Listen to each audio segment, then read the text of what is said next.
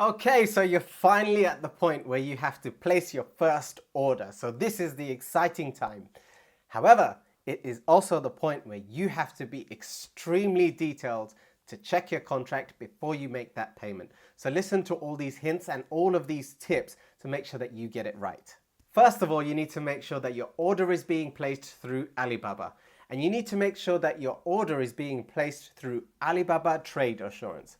And you'll be able to see this on your contract within the Alibaba website. When looking at the contract, there's a number of different things that you need to check. So keep a detailed eye out for the weight of the product, the dimensions of the product, the thickness of the product, any logos that you're going to put in there. Make sure that they upload that specific logo, any packaging information, what size is the packaging, what box are they going to be using, what's the weight of the box, i.e. the carton, what's the weight of the product, do they have a picture of the product that they can upload?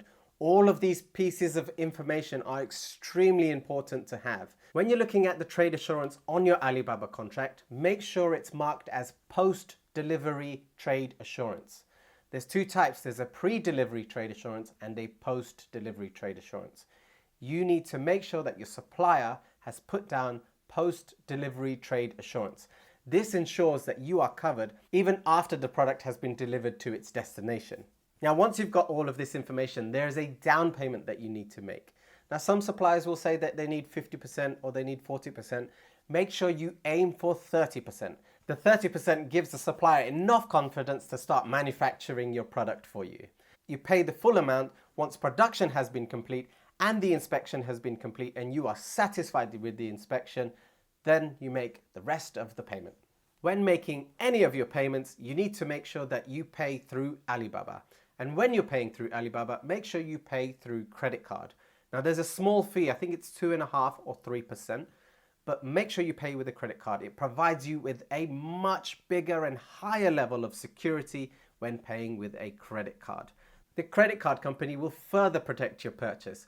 So in a worst case scenario, if your product doesn't turn out to be what you want it to be, and you're having any issues with your supplier, trade assurance is the first point of call that you go to. If that fails, credit card is the next point that you go to. And the majority of the time, the credit card company will win the case for you. So using a credit card makes it really easy for you. You may have heard of some people saying pay through PayPal. It's not a method that I use because it's likely to take you off the Alibaba platform. So use a credit card when you're making your payment and make sure you do trade assurance with post-cover trade assurance and pay through Alibaba. Once you've made your deposit payment, make sure you keep in touch with your supplier. It's really important that you keep a good relationship. Now, I don't mean you need to get in touch with them every single day, but make sure you get in touch with them once a while, maybe a few days, once a week or once every 2 weeks, just to keep in touch so you can see what the progress is. Ask them for videos, ask them for photos, so you can see exactly what's going on. And once your product has been complete and been sent out and shipped, also keep in touch with them, just in case they're able to help you with anything else that could possibly go wrong. And the reason I say all of these things is just to make sure that you are absolutely prepared for a worst case scenario. Highly unlikely to happen, but just in case, it's always better to be prepared.